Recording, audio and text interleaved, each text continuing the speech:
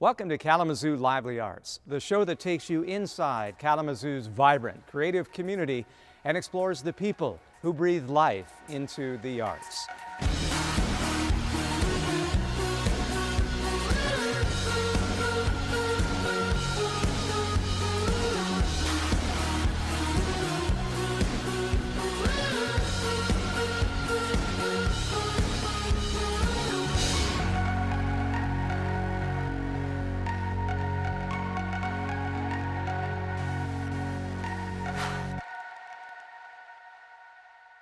Support for Kalamazoo Lively Arts is provided by the Irving S. Gilmore Foundation, helping to build and enrich the cultural life of Greater Kalamazoo. I'm John Koch at the historic Kalamazoo State Theater.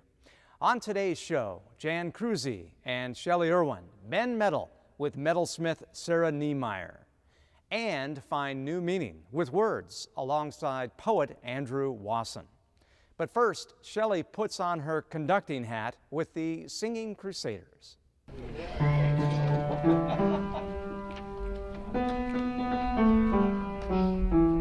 This little light of mine, I'm gonna let it shine. This little light of mine, I'm gonna let it shine. This little light of mine, I'm gonna let it shine.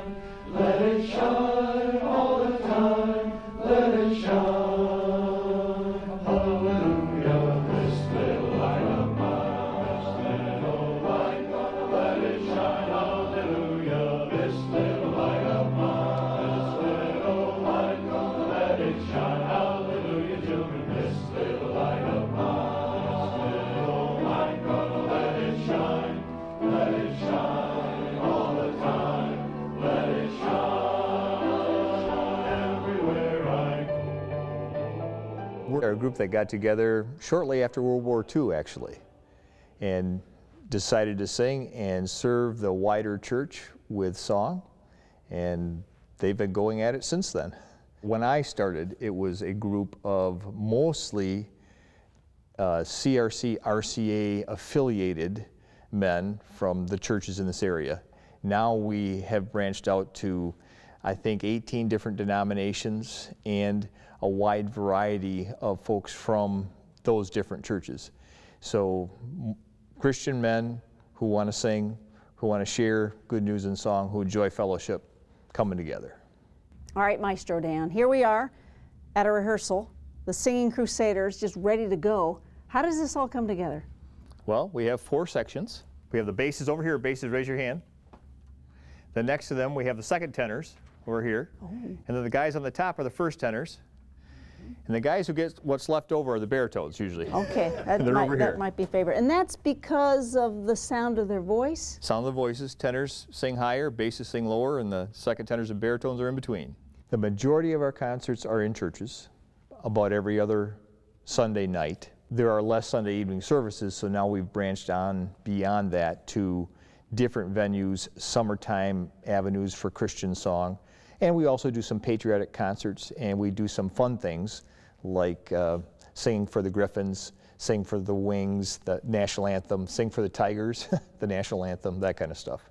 These older guys act like little kids when you're about to walk them on the Tiger field because they were all like going nuts because they got to walk out on the Tiger field and sing the national anthem. So rehearsal is such that ultimately, as we will find out, you do all come together. But do you want to kind of take me through a mock of the pieces and then the full gamut? Sure, I'll show you maybe how we rehearse a little bit. Let's take the first tenors, first phrase of this song, please. Here we go, Kieran, 2, go.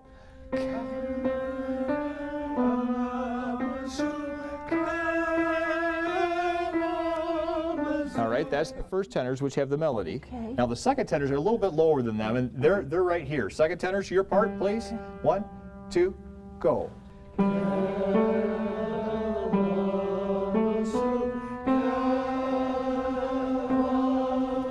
And then the baritones are a little lower than that. Okay, all they're right. over here. Get ready, clear your throats. You ready? I won't ask you which group you think is the section is the best looking, but Ooh, that could get. I've already made up my mind there. Okay, all right. Here we go. Baritones, ready? Go.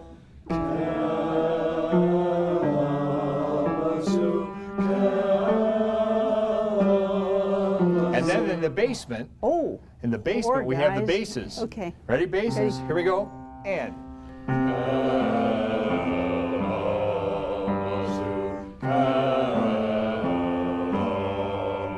You actually do They that are pretty low. well. Yeah, You must yeah. have some experience. Mistress Shelley. Yes. The 3/4 time is that down, better? out, up, down, up, and you pretty much got it. Okay, Dennis. well, good instructors. Okay. So you practice individually, and then you come together for your finale. We do. These gentlemen are an extended family for me and to each other. They helped me go from being a choir director to being a pastor and all the transitions, getting married for the last 30 years. I consider them spiritual family. Probably most of the guys would say they love singing and they love the time at the end where we pray for each other and truly care about each other. My dad's the assistant director. My brother-in-law is the past president of the chorus. His son, my nephew, sings in the group, and we're not the only family configuration within the group. There's a lot of guys that are connected and enjoy singing as a family together. I think we're ready for that. Are you ready? Ready. Do you want to do it? I would like you to be right next to me. Okay. Gentlemen.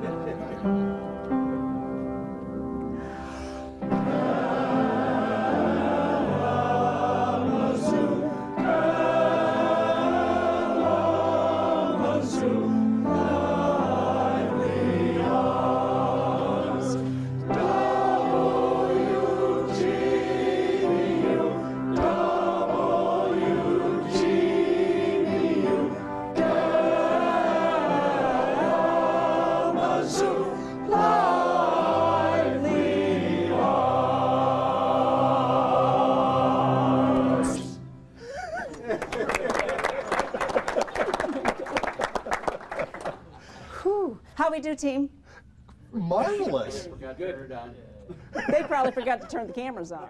We are really unashamed to say that we are Christian in our belief, and out of deep gratitude for the blessings God has given us, we want to sing songs of thankfulness and praise and share that. And I think that comes through with these guys. Some of them have walked in faith for 50, 60, 70, 80 years. And there's a depth and a maturity that comes and comes to their song.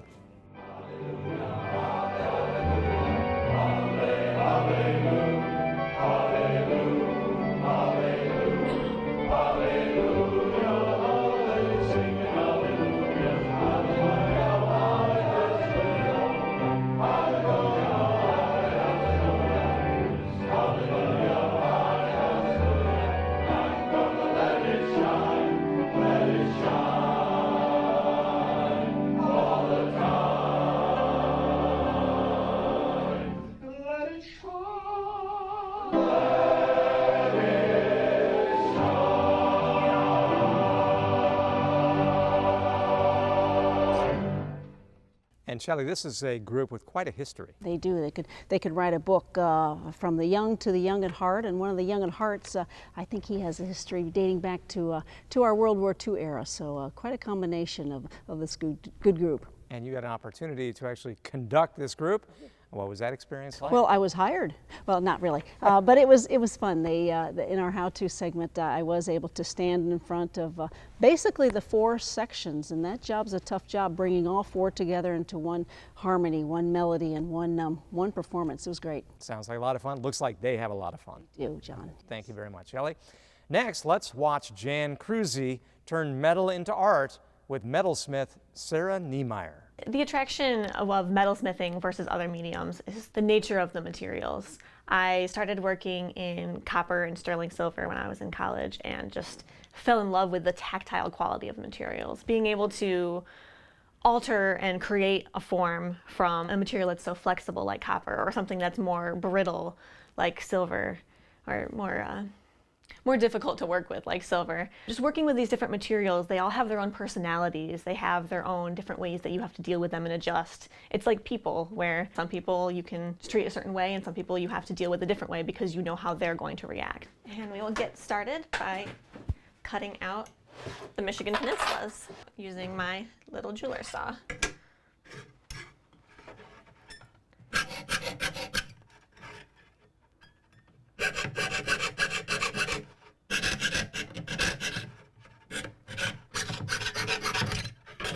to be so careful because one wrong move, Sarah, you could lose a finger, you know? That's true. That's why it's always important to keep your fingers behind the blade. Yeah. It definitely just comes from practice, keeping your fingers safe. Oh my gosh, it's so tiny. My Michigan ring is definitely my best seller. I've sold more of those than anything else in the 2 years that I've had this business. People are really interested in celebrating where they live. They're interested in, remembering where they're from. I sell a lot of my jewelry online, but also in person. And it's really fascinating to me to hear everyone's stories, why they want it, who they're getting it for. A lot of times it's a gift for somebody who was raised in Michigan, but then is now living somewhere else, so people who are uprooted. One thing I'm really interested in is rootedness. A lot of my newer works that I've been making are like roots rings, sterling, and they wrap, and they're all just about kind of engaging with what makes you you and the different pieces of who you are and how you want to remember yourself. And it's really about just connecting to that something deeper, making that personal connection. Like, why do you love the place you're from? Why do you want to remember it? What does that really mean to each person? Because everyone has a different story for it. Everyone has something to say, which is why I love doing this business too, being able to meet people, hearing their stories, and being able to help them celebrate their stories and their successes and the things that they love. So I need to grab my little Michigan, get flux on it, which keeps it clean so that it will solder. Then the ring band. You do the same thing with the band. Yeah, the ring band especially really needs the flux because silver is much more heat sensitive than copper. Okay. And if I were to not flux this, not only would it not solder, it'd probably also melt the silver. Okay. Because I get the torch close to the point of melting the silver, but not quite there. And then the same thing for the upper peninsula. Okay. And that's at the opposite end of the band. So I solder them. Yep, on each end of the band. Okay. That. Now it's time for the flame. Stand back. It's a little flame, at least for this it is. So we got that. The first thing that's going to happen is that the flux is going to bubble. Mm-hmm. I see that. And I want to heat the whole piece. Right now I'm just getting the flux heated. Now that the flux is glassy, I can add in the solder. So these little tiny silver chips here. Oh my goodness. I stick one right at this joint here. And it melted. And now it's connected. And just like that. Oh my gosh, that and the little solder band. is so tiny. Yep. So the same thing on the other side. I take a tiny little piece of solder, stick it right by the upper peninsula, and I heat it up, and you'll see the little chip. It'll start. Yep. Mm-hmm. It's going to turn like that. It melts, Yep, and it then melts, you can yep. see it like glitter between the two pieces of metal, and that's Oh how my you know you've got gosh. it. Interesting. So now it's connected. Now it's connected. The name Letters to Sarah Metalsmithing came out of a lot of different things. I actually have a collection of letters throughout my life that were given to me. Nice letters, cards, birthday things, handwritten letters, but also just a collection of everything that was handwritten and that seems extra meaningful. It connects this idea of thoughtfulness and the idea of really taking the time to consider what people want, what people need, and how to really give them the perfect gift, Because I'm a hand fabricator. I don't just cast my work. I could have made 1 million silver Michigans just by sending them off to a casting company, but I choose to hand make each one, cut them all out, solder each one, file them all. And it's a very tedious process, but I love it. And a lot of things I do in my business are more handmade than you might expect. Like my packaging is hand stamped. I design my website. I stamp every business card that I give out. Every little detail is thought about, and every little detail is done with care. And so that's something I really want to transmit to people who see my jewelry. So we said this was a 6.5. That's correct. So what I always do is I put them actually a size smaller to start because it makes the shape go a lot better. So I'm going to set this on my ring sizer between a 5 and a 6. I'm going to set it at a 5.5. Okay. And we'll hammer it out to a 6.5. All right. So I'm going to hold on to the lower peninsula right there. I'm going to wrap the upper peninsula around. It's starting to look more like a ring. It is. And then these pliers here have special plastic tips so that they don't scar the metal. I need to adjust the upper. It's almost there. It's getting close. And then with my rawhide hammer, because this won't scratch the metal, I'm going to hammer all the way out to really finish the shape of it.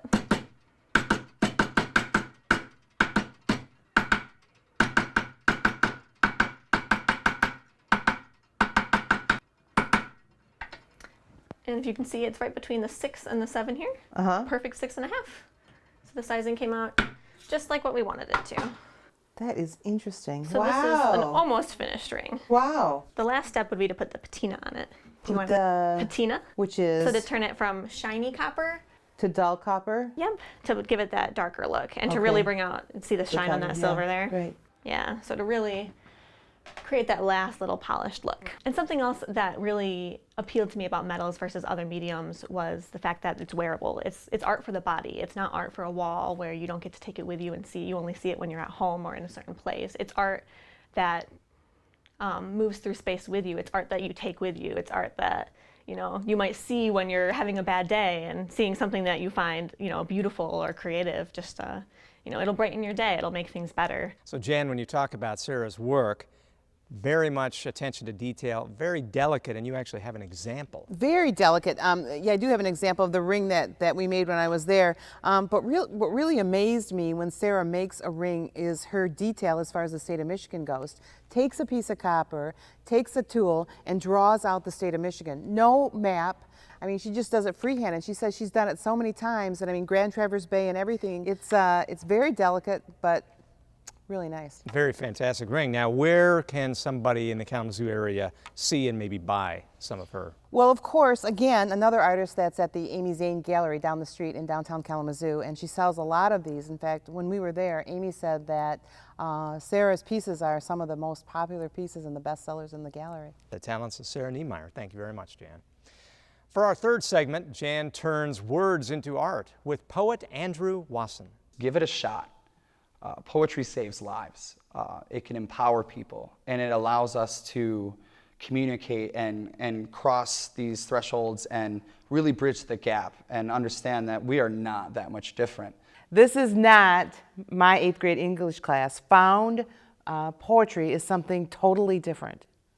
Well, found poetry is easily done with any sort of published writing. It can be in a newspaper, it can be in a dictionary, a thesaurus. It can be lyrics from a pop song or a catchy tune from a commercial. And all it is taking the words that we see every day and choosing the ones that intrigue us and putting them in a new format to create a totally original piece of art. So for example, you can choose a word out of the thesaurus. Let's maybe choose one that reflects how you're feeling today. And if you talked about lyrics to a song, how about happy? Happy would be perfect. Happy? So let's write that down. Our word is going to be happy. Okay. Now, what I would like you to do is look up the definition of happy. In particular, pay attention to the synonyms of happy. Let's choose 3 synonyms for happy. Okay. Happy is fortunate. Okay. Excited. Satisfied. Delightful. Is that enough? 3 should be fine. Okay. Now, what we're going to do is take these 3 words. We can start with fortunate, and I want you to look up that word in the thesaurus and identify 3 more. Actually, let's do 2 more synonyms for fortunate. I would describe my poetry as a little less serious, but with the serious hook, if that makes sense. I tend to gravitate more towards social commentary. I really enjoy discussing the things that we all experience, but we kind of keep hush-hush, like those little embarrassing moments that we have every day that we hope nobody's watching, but inside we're dying of embarrassment. And using that to recognize that we all are not very different from each other. We all have the same things going on, these same silly issues and same serious issues, and that incorporating humor and honesty into that can make the more difficult moments in our lives more accessible, but also less punishing, less damaging, especially when we can use that to connect to other people and find a commonality between us. Let's see what we got here. Not only do we have 3 bigger words that represent or are synonyms of happy, we now have 1, 2, 3, 4, 5, 6, 7, 8, 9 extra words on top of that that all either relate through synonyms or antonyms, the word happy. So if we're going to create a haiku out of this, we have to hit up 17 syllables worth of words. Okay. So we've got a lot to work with. So let's put a little barrier, and we'll just write ourselves a reminder. We got 5 syllables to deal with here. And the second line, we get 7 syllables. And in the final line, we're back to 5. Now, if you want to get really contemporary, we can play with the amount of syllables, but we're going to be traditional with our contemporary found poem. Okay. The best way to discover your own poet, your inner poet, is to just get down and just start writing. It doesn't matter if it sounds good. It doesn't matter if it feels silly. You just have to keep writing, because eventually you're going to get those few words or that one line that really captures how you're truly feeling. And that moment of honesty with yourself, it makes you really identify and see the world for what it actually is, because it's so much more than what we see visually and what we experience physically. It's also what we're feeling inside. And when you can communicate that to yourself and make something beautiful in the process, it's a fantastic, very gratifying feeling. You just created yourself a haiku. Based on the word happy. Based on the word happy. And it took us less than 5 minutes. So happy, satisfied, excited, glad, good, lucky, well, desire, perturb, agitate. Okay. It's a lot better than happy, huh? My most recent performance piece that I've been able to kind of drum up and create is actually a found poem.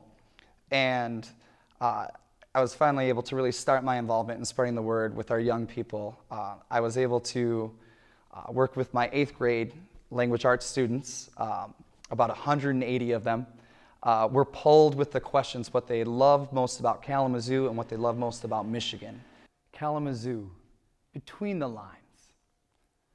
Of all the wilderness you can find in Michigan, down the way Kalamazoo is alive. Simple, beautiful, a scenic, wild experience to see the city.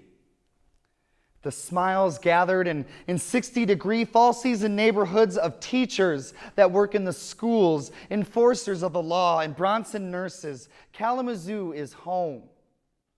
The cold weather church where I've been my whole life, together with all 4 seasons of friendship. And kind people live here, and lots of dogs too. The weather isn't always exceptional, but we've got our bellies, and we've got 5 guys, and our community is great, with things to do, food to eat, things to see, homes for our best friends and our families, the schools like WMU. What do I love about Kalamazoo? All of the simple and beautiful things. A city of love, of absolute community, caring for the people because we help each other somehow. We art hop ourselves to the peaceful snowfalls, exploring the space across a downtown surrounded by lakes and close to the greatest of them. Out of everything, Kalamazoo is my home. My favorite part is when the leaves, they change, the snow falls and the rain starts, but the flowers, they grow. Kalamazoo, my wilderness, my swamp, my lake, my neighbor, my friend, my family, my home. Thank you. Jan, when you think of a poet, usually you're thinking of a very serious person, and he is at times, but Andrew also does bring humor into this. Exactly. He's thoughtful, but humor really is important to him, even though he's socially relevant too, as far as topics that are going on in the world around us. So you can be funny, but yet you can bring a part of seriousness into his work as well. And tell us a little bit about this found poem. No, found poem. It's a word that it's cool. I had no idea what he was talking about when we first, started interviewing him, but he's taking lyrics or words that already exist and then turning them into a poem. It's so non-traditional that it was really not what I was used to or not what I expected, when he started talking to me about the process. But yet it's very, very interesting how he puts all those words together. Great, very interesting guy. Thank you very much for that story, Jan. And thank you for joining us on this week's episode of Kalamazoo Lively Arts. Tune in next week as we visit Frostburn Studios, meet woodworker Garen Young, and wrap up our season by taking a look at the Kalamazoo community's many definitions of art. From the Kalamazoo State Theater, I'm John Koch. Have a great night. Support for Kalamazoo Lively Arts is provided by the Irving S. Gilmore Foundation, helping to build and enrich the cultural life of Greater Kalamazoo.